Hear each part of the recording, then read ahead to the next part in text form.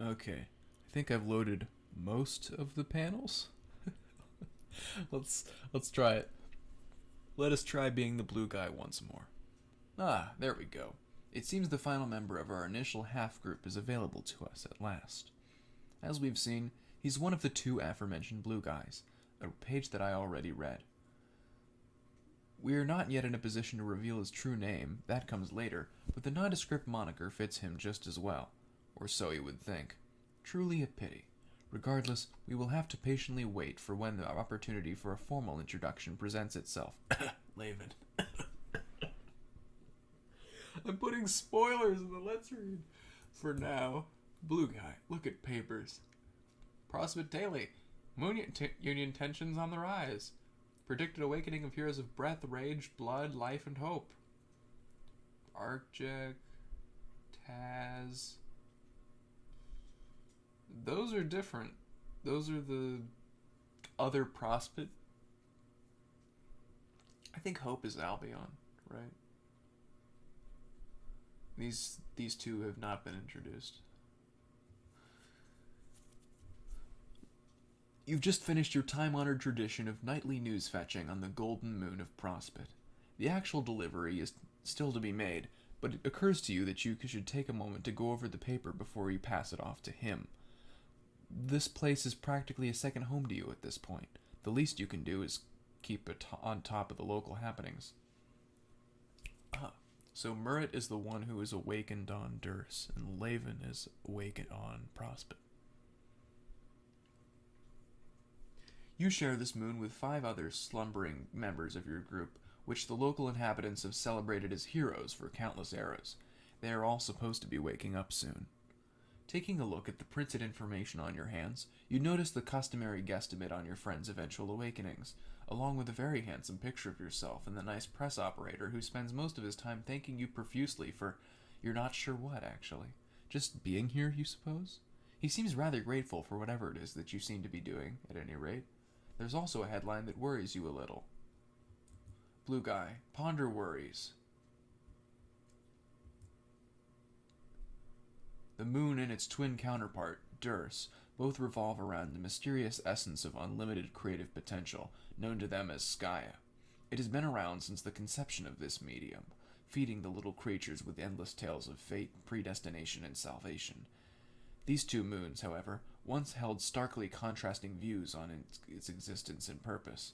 You see, while Prospect worshipped the boundless possibilities the latent nucleus represented, so intimately tied to their beloved hero's growth as people, Durst had grown to despise it, out of fear that these same heroes would utilize said force as a catalyst for ruin and destruction.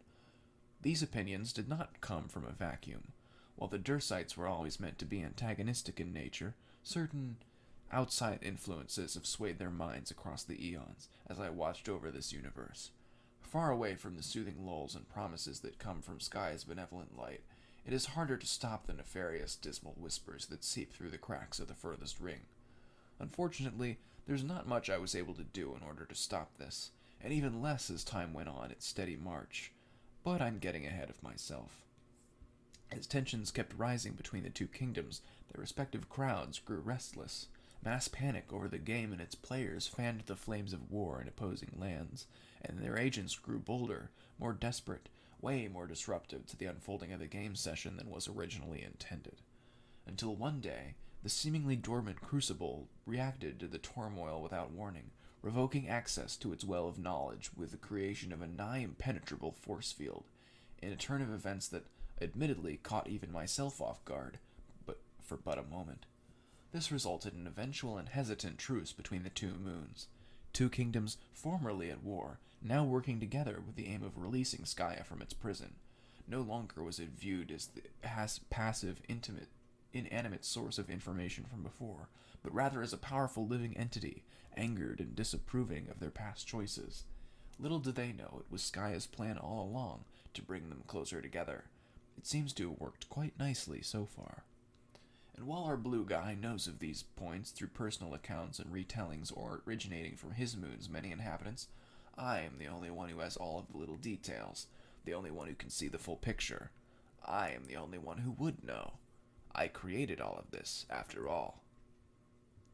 The intricacies of these cultural affairs are not for you, though. They never have been. Really, you're quite firm in the belief that it's usually none of your business what happens to anybody other than yourself. You prefer to remain a passive observer rather than an active participant when it comes to most quandaries, whether you're directly involved in them or not. And right now, the only thing you want to be involved in is getting this paper where it rightfully belongs. Blue guy. Visit the hero of breath.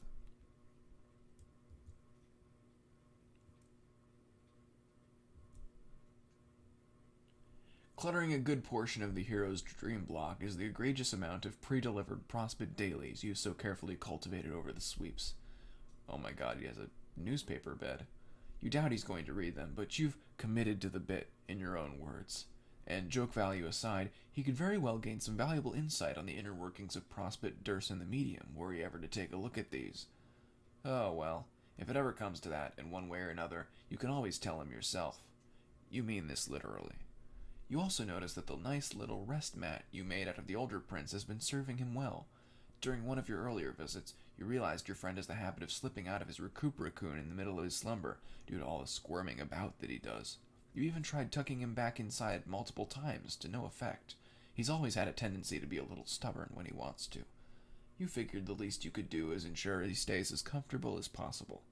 It's what good friends are for. Blue guy, make your delivery, as is usual. Pat. You really wish that he could have been here with you from the start. Maybe it would have made him a little happier.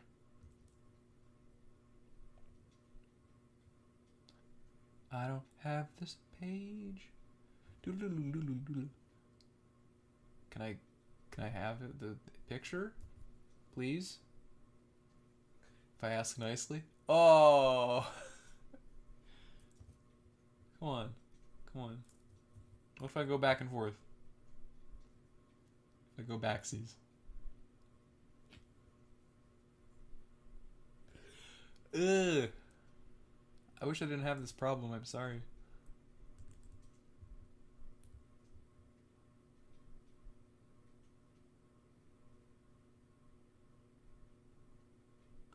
I'm pretty sure its arc check starts like flickering with static. Sort of. Doesn't he? Can I get a... No, I can't.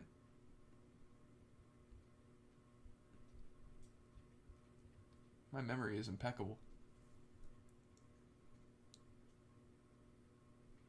And he's smiling.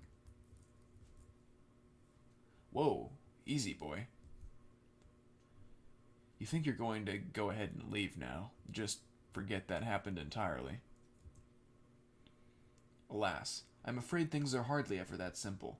Some memories tend to linger whether you want them to or not, cropping back up in the most unexpected of moments.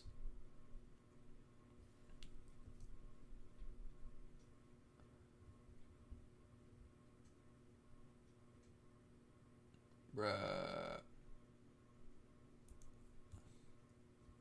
I'm really trying here. I'm trying my best. Is this the regular experience other people are having with the site? I don't get it. Like so.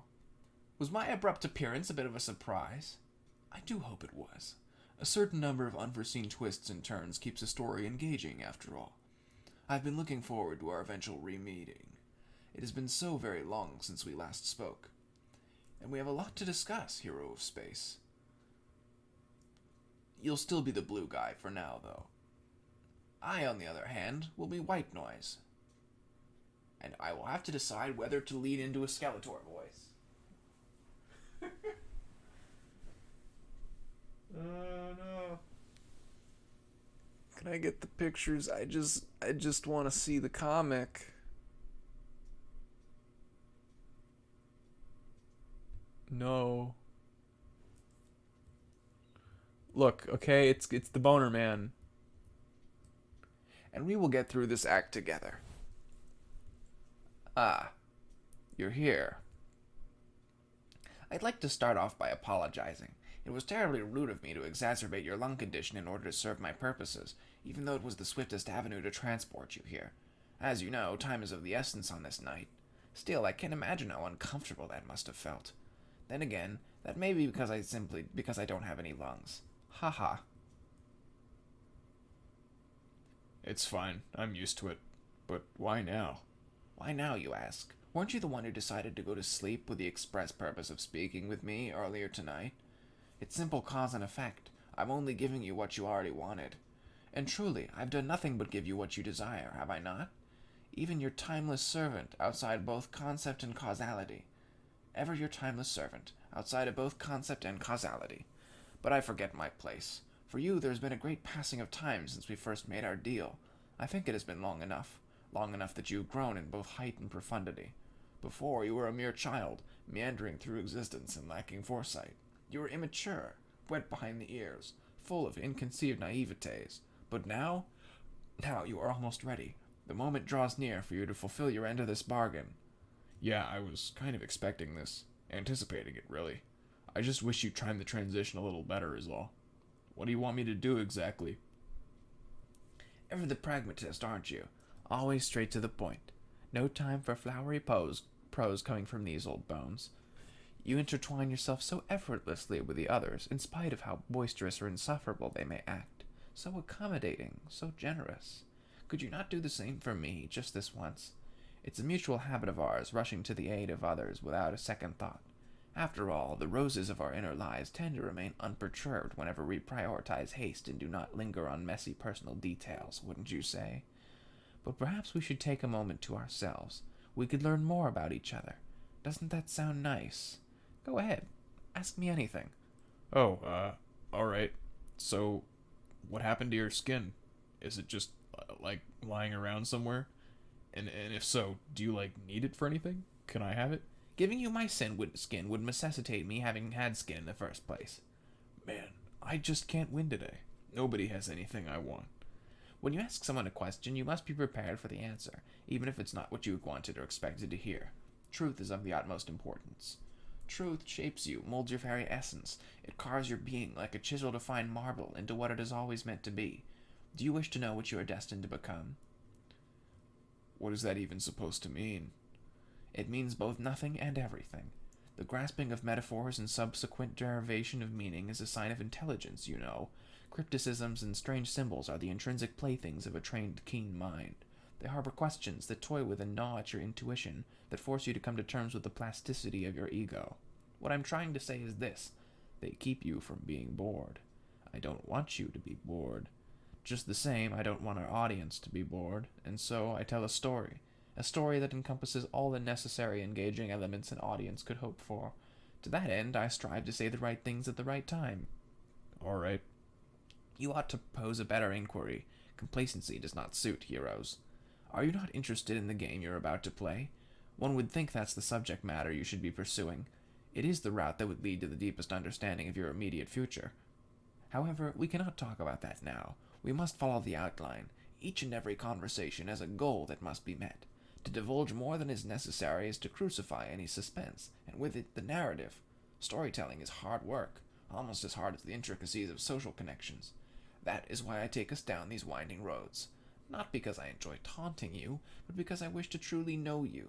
These detours and esoteric topics, these bastardized cultural quirks, and painfully ironic twists, they all serve to establish my position as a student with you as my subject. Well, now you're just rambling. I'm going to ask another question if that's all right, to avoid more of that. What can you tell me about the game? Were you not paying attention? To reveal too much of this too soon would be to ruin the mystique. I can tell you one thing, though. Your objective is to win. Or it would be, ordinarily. The game is orchestrated with this purpose in mind, among other things. Unfortunately, this objective is not in the cards for your group. I'm sure this may come as a bit of a shock, for you and the hero of time especially, given all the hard work that went into putting these gears into motion. I truly apologize for this minor deception. Wait, so we can't win? Then why did Merritt and I do all this? Why should we even play your game? Hush now. It is not your job to be overdramatic. That's my role to play. Allow me to explain. To fail is not to be faced with inevitable defeat. You, like all living creatures, will undergo an evolution. Though you and your friends will experience these transformations at a rather rapid pace, and though far more esoteric means than is usual, Also, you may become superior versions of yourselves, better equipped to effectively face the trials that lie in front of you. Haven't you ever heard of that saying, try, try, try again? It undoubtedly applies here. We are simply taking the necessary precautions to ensure you get your chances to do so. Alright, fair enough. If we're going to get another shot after we fail, I can handle that. I'm just confused. Why choose a game like this if there's such a guaranteed risk of repeated failure? Wouldn't it be easier to pick something simpler? If your entire trajectory of personal development was laid out for your scrutiny from the start, plain and straightforward, what such a crass display? Would you even be interested in following through at all? Knowing you, I would guess not. Attention spans are not naturally long, and predictability only shortens that which is already unsatisfactory. You've lived for many sweeps already, but how so? Without queries, without debate, without protest of indignation or idle imaginings on the possibilities of the future. You go about your routine, rendering yourself a slave to the whims of mere circumstance, and you pretend to be satisfied. Why do you do this to yourself? Conscious beings should not suffer with no payoff. They should not endlessly toil under the perceived dogmas of others because they believe that is what is required of them. They should not stagnate. You must orchestrate your own machinations in such a way as to create an offer that cannot be refused, so to speak. Something so enticing that it will act as your personal foundation, a suspension to keep you from falling flat. Elevate your character to greater heights. These are the games you play. They spit in the face of true challenges. They are bred in circuses. Are you not looking for fun, discovery, companionship, or at the very least, shenanigans? I don't know what I'm looking for. That's why I took your offer in the first place. So you agreed because you are afraid. You let yourself be crippled by your doubt. So very fearful of making the wrong choice, you effectively refuse to act on your own terms, pushed along the currents of fate with no resistance. Do you feel like you're doing something wrong? That being here with me right now is wrong? I guess I'm always kind of afraid of messing something up. I mean, this is a big deal, right? I don't even know what any of this means, let alone do I feel confident enough to handle it. But what is your alternative? Would you rather return to your old life? Would you rather live out the rest of your days stitching bodies back together, hoping against hope that next one you will find will not be of someone you care about? Look at yourself. In this tale I weave before you, it becomes clearer with every word that you care deeply about those who do not care for themselves. Death is familiar company in the world that you live in, and healthy minds are few and far between. And without this deal of ours, the cycle of existence itself would be broken by a force of total annihilation. You are far better equipped to handle this than you know. Maybe even more than I know, if only because you have no other options. You are, in many ways, at the end of your rope. In much the same way, I am nearing the end of mine. Take these words of advice, if nothing else. There are some instances in life when it is blissful to be ignorant. True understanding can beget torment for the mind, leaving initiative at the mercy of atrophy. The more you understand, the more difficult it is to act, and we cannot risk indecisiveness when so much is at stake. Just remember what I have told you. The rest shall become clear whenever it needs to be so. To be honest, that freaks me out a little, but I suppose I don't have much of a choice at this point. I did make a promise. That's a lot of paragraphs to say don't overthink shit. Whoa. Also, I know I'm burning the subtleties by saying that.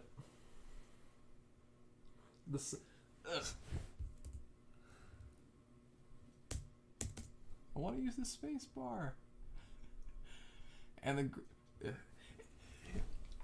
the grace you have shown in keeping your word leaves me all the more confident in my decision. What I am about to ask you to do is not merely a service to me, but rather to yourself, as well as to those you are about to play the game with. Understanding this will help you in your personal journey. You walk an isolated path. Like this story itself, it will splinter, seeming to careen endlessly into the obscure realm that is space, but is not without purpose. In fact, it is purpose incarnate. Allow me to show you the reason for our meeting. This is the Green Sun.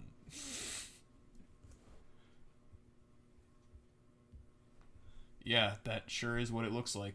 Very descriptive, I guess. But I don't know what it is, or better yet, why it is. And now I can tell you that much. It is the very essence of existence. The force which... Oh fuck, it didn't load. The force which... Ooh, he's got it. The force which powers the complex multiverse you inhabit, from its most structured life forms to those that are ostensibly entropic. I preside over all of them. It provides a heat so pure, so powerful, that it is able to sustain the thin dividing line between the eternal perpetuation of life and the all-encompassing destruction that awaits beyond it. It was a gift from my Maker, and it is my very heart and soul. With it, I have been able to protect all of creation from certain oblivion in their stead.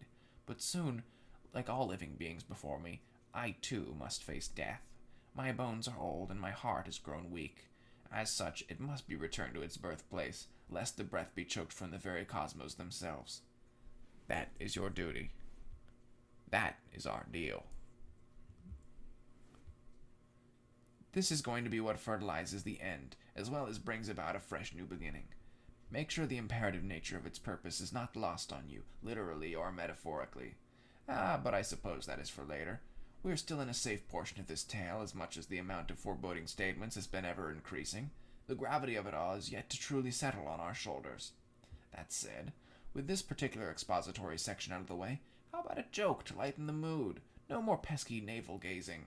I know you tend to be quite taken with the types that can do that, those who laugh it off, who do not worry over much, almost as if turning your gaze inwards causes you discomfort, and you seek to alleviate that somewhat.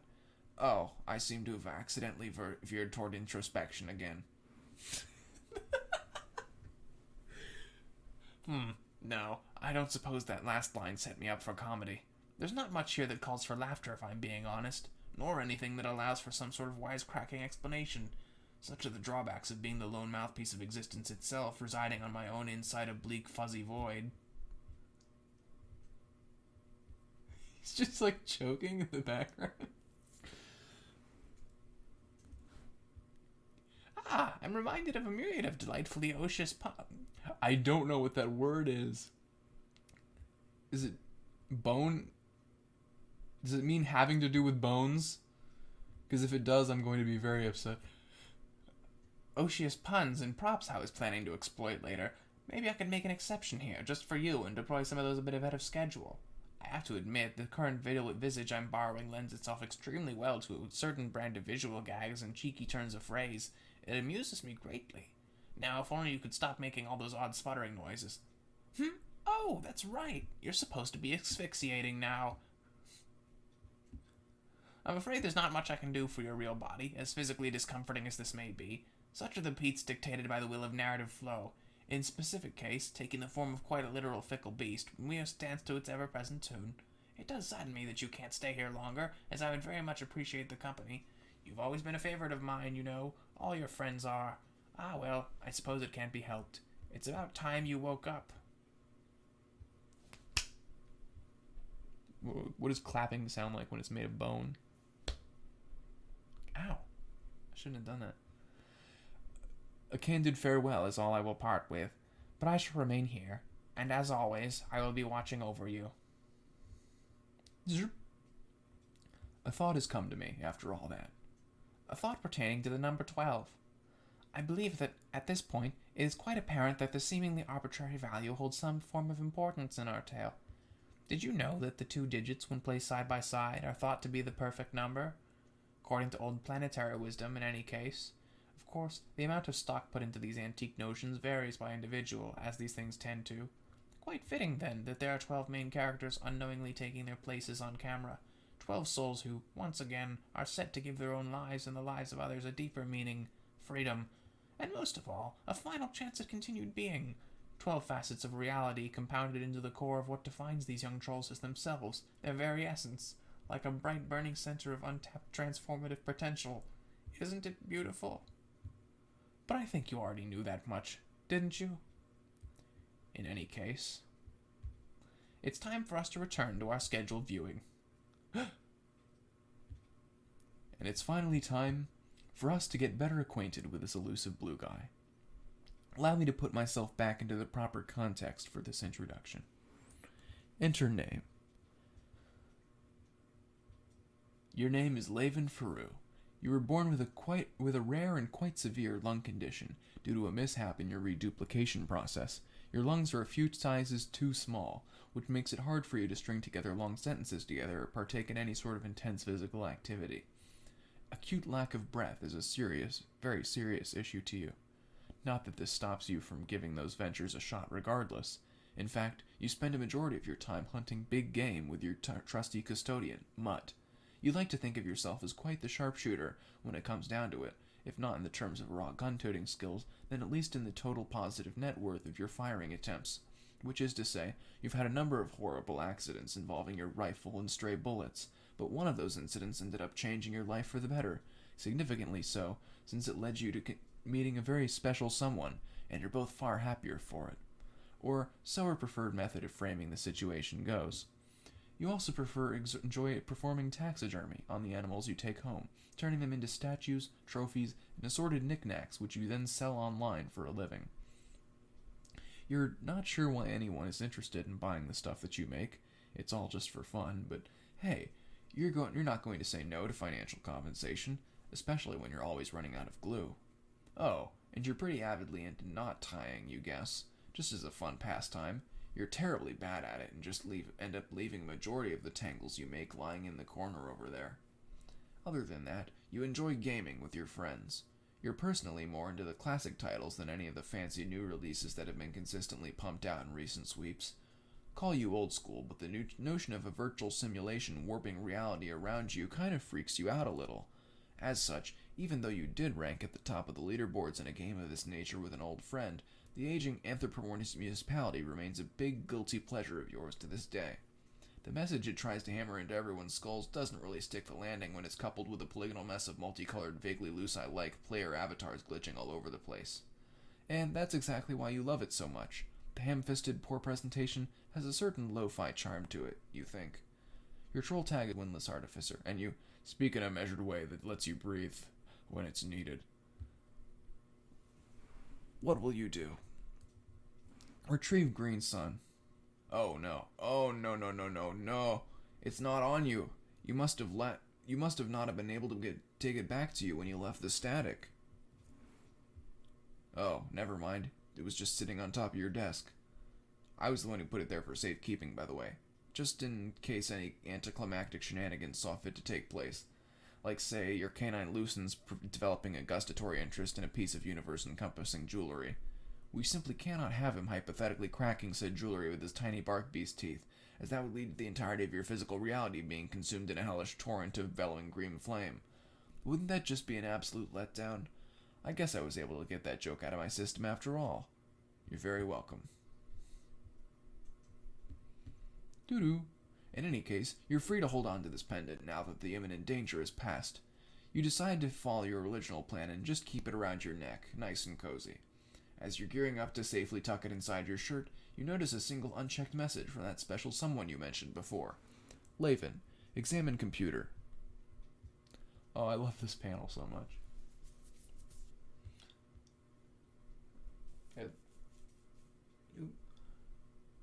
Hit scratch. After sparing a brief but fond glance at an old memory, lovingly caught on camera by a friend, you open up your Scorp client. It is with some difficulty that you avoid the lure of another gag-filled round of a Anthropomorphic municipality, but it seems that King Murret Dino Gadget is a little busy right now. This thing's no fun without company, anyway. Your Scorp theme is called Buster Blues. It is an exact copy of the Systematic Shock theme, only it makes the whole interface a nice, calming shade of blue, including the notifications at the beginning and end of every conversation log. Quite possibly the best theme there is, in your humble opinion. Laivan, answer special someone. Pliable Decadence began trolling Windless Artificer. Hi! Hey. Laivan! That's me. I know! But hey, listen! No, you listen. Wait, what? Oh, I didn't have anything to say. I just wanted to keep up with a listen gag. What's up? Well, I got UK's memo about this big game thing we're all supposed to do as a group, right? But I don't really get it. I mean, I'm a fan of wacky plans and assorted shenanigans, as you know, and by golly does this guy ever know how to get wacky with the best of them.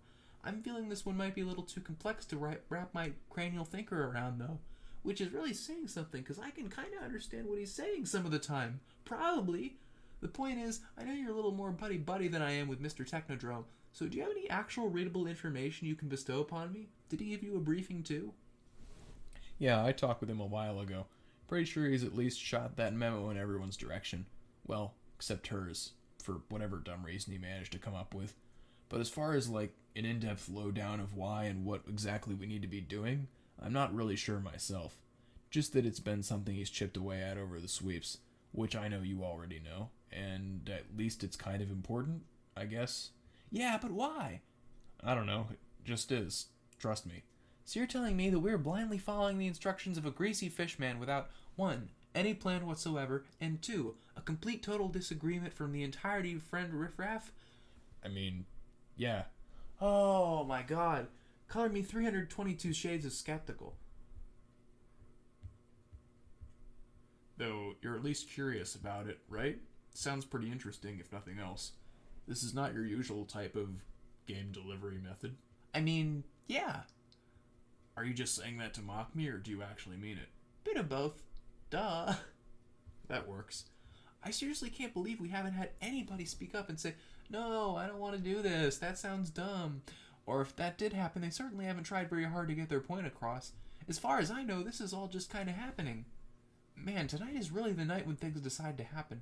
I'm tired of things happening tonight specifically. We need a new thing happening night. I'm making the motion for it right here, right now. And since everyone apparently just doesn't care, I'm assuming they'll all vote for it. I'm all for that. I'd be cool with things happening a bit more on a different night. Shake it up a little. Sadly, I don't think we can change the universe's affinity for this one pattern.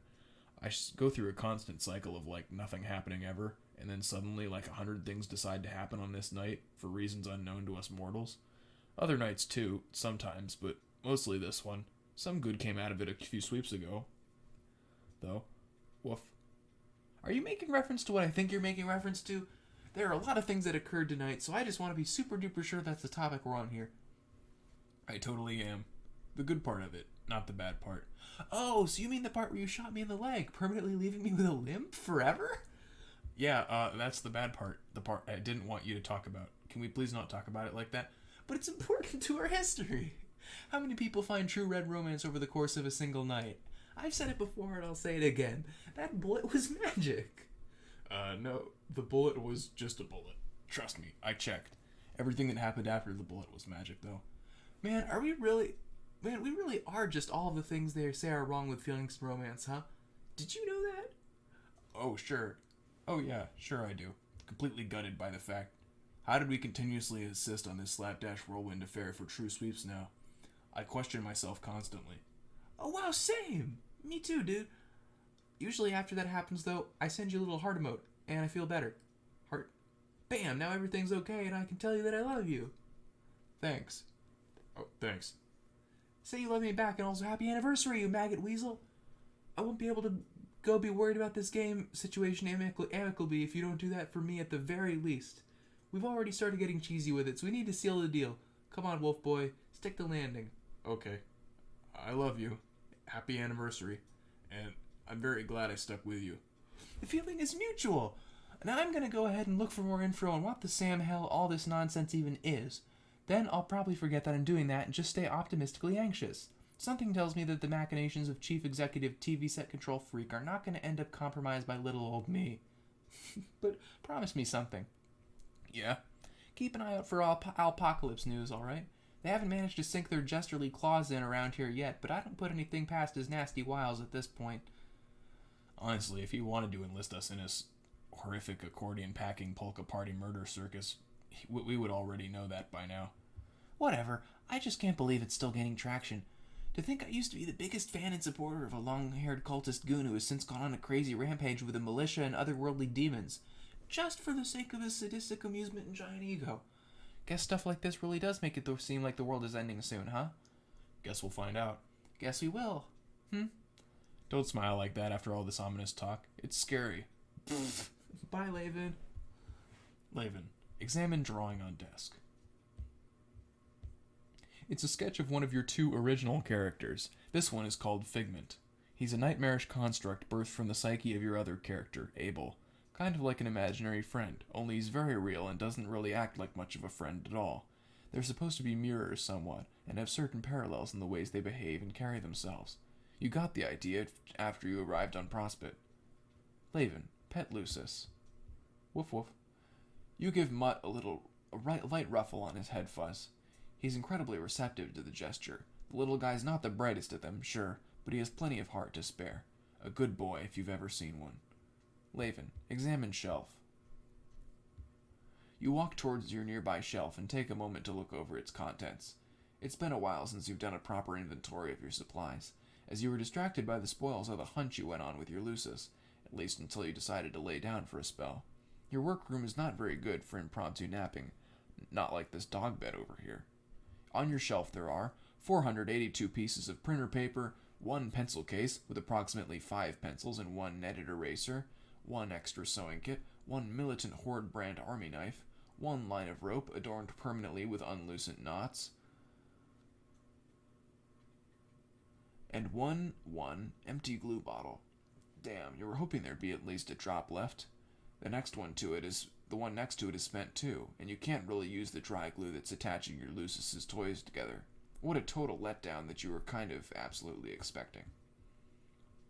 What does he do with the glue? Just like sniff it? Eat it?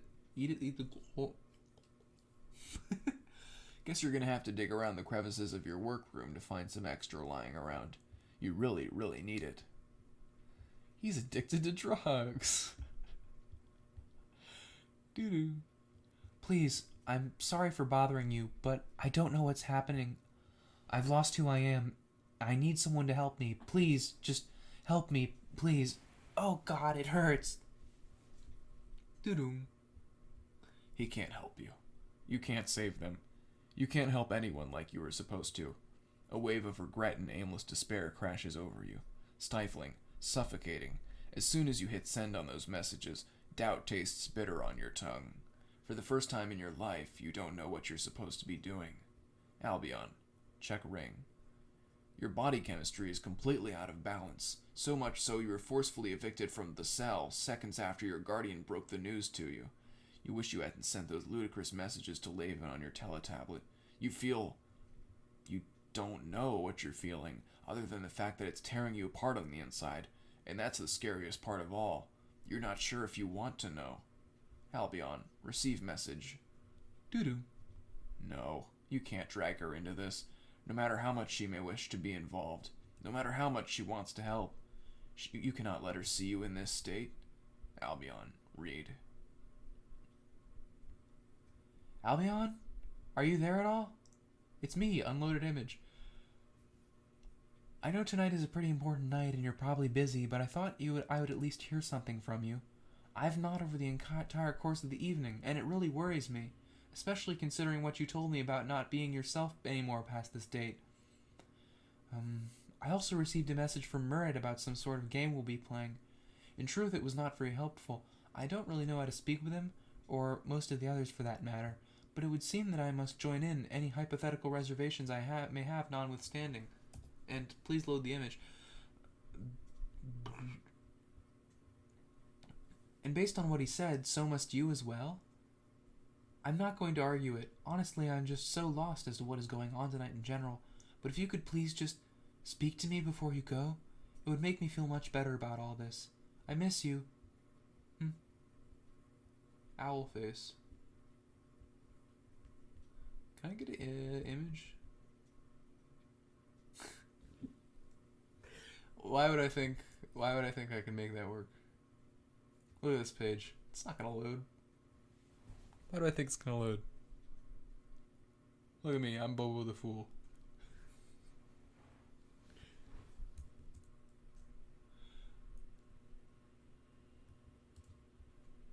Whoop.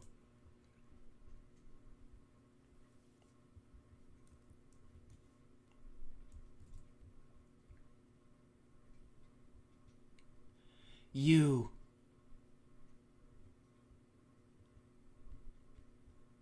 You lied to me! You've left everyone in this world to die! Why have you forsaken us? Me, why have you forsaken us? I want an answer! We've already given you the answer, our child. Those were not answers. The only thing you gave me was a handful of platitudes strung together to set yourself apart from any consequences that have come from your lifelong deception. I want to know why I am here. I want to know why I exist. Tell me what my true purpose is. Everything we have said in our last meeting was the truth. We told you that your purpose was to leave this doomed planet rather than save it. We told you that would come to pass due to divine intervention, and it will be so. This is an event which we have been preparing for since we became engraved within your being. Dearest Albion, you are not the first star child to hold this position, as you know, but you are truly meant to be the last. Listen closely to us now. There was one other before you, a brilliant soul who wielded the tides in her favor, of fate in her favor, despite having been turned away and betrayed by the one who was set to grant her deepest, most selfless wish. We are bound to her in the same way we are now bound to you, and we made a promise that we must keep. That is why we needed to relate to you a faux tale of this world, even if it pained us to do so. But it was only so we could ensure the continued preservation of your own self and of those you hold dear. And what is this promise that you made? To keep you here for the moment. And to allow her temporary dominion over your coil through the use of your restrained passions, finally laid bare.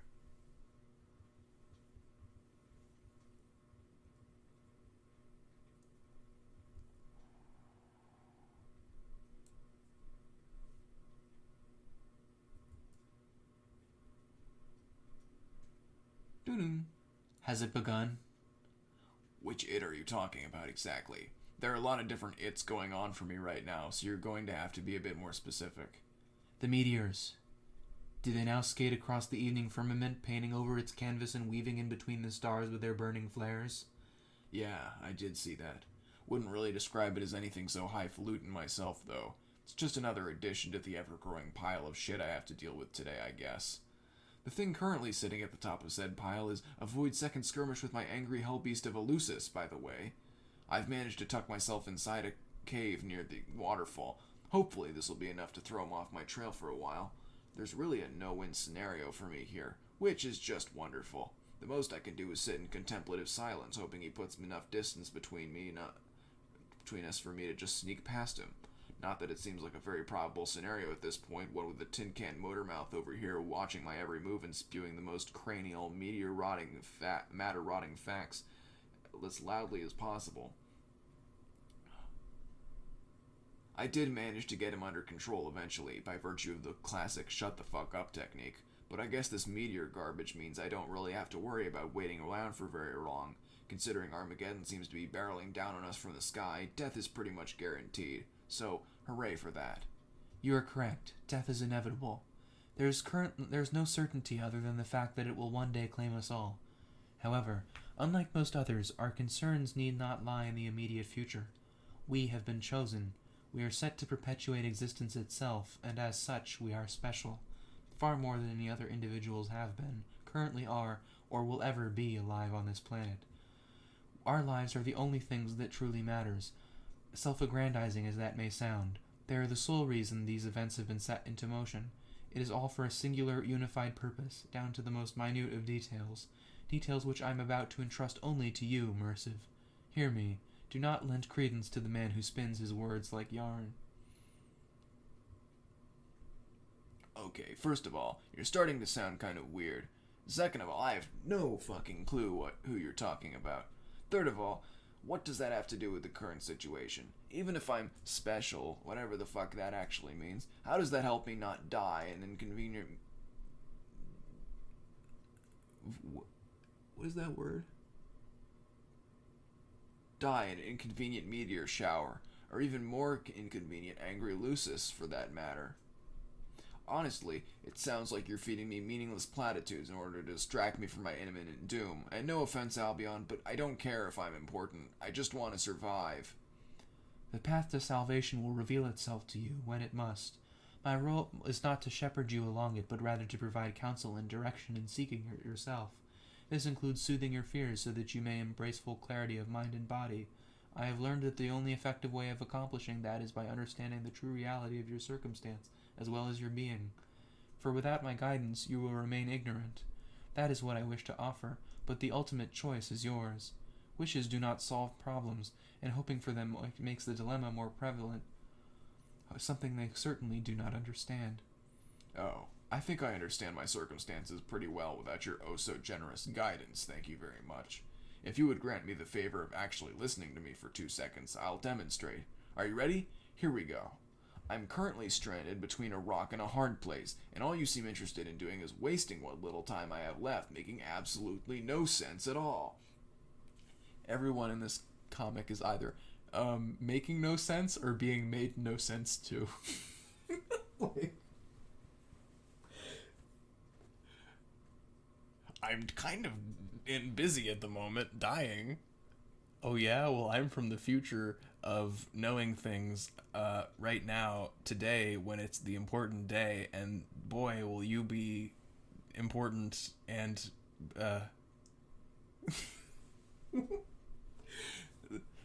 So many different versions of that too. when is today gonna be over so we can things can happen tomorrow? That's just the running theme of today, apparently. God, what is up with you two of all people? You know, I'm not really sure I like this. Whatever's going on with you right now, I mean. Not a fan of this new quirkless tone either. Damn it. May guess I should try to listen if you're offering. While I still can. Not like I have any other resources available to me right now. But if you're not going to help me figure out how to deal with the meteor or the lizard situation, could you at least explain who the hell this yarn guy is? As concisely as possible, please. If I could avoid having to deal with another bout of rapid chatterboxing, that would be great. He is the one who oversees life in the name of actuality beyond time itself. He is the one who speaks in broken tones, one who prepares to use our worth in a game of destiny, where none of us have any choice in our inclusion, where even those in the background will be affected and unknowingly pave the way to the locus we are bound to reach. You will know his mark when finding blackened text in a place of scattered sound, and you will know of the line-blooded vessel to his heart. Stop her. Save yourself. That's it. Not even a name or anything. And what's this nonsense about a lime blood all of a sudden? Are you talking about EO? Did she do something? Hey, Albion, are you there? What do you mean? Who do you mean? What the hell is going on? How am I supposed to save myself if I don't even know what I'm saving myself from, besides some dumb space rock hurtling in my direction? I've finished entrusting you with my thoughts and feelings. Spread them. Spark the crusade you were meant to in another life. You will know the reason why soon enough. It has already been ensured by this conversation alone. This only needed to last long enough for me to preserve a small beacon of hope in my scion. Farewell, Mersive, and I wish a good fortune on you and yours for the journey ahead. What are you talking about? Albion? Come on! Fuck all this and fuck my life. Be Murrit.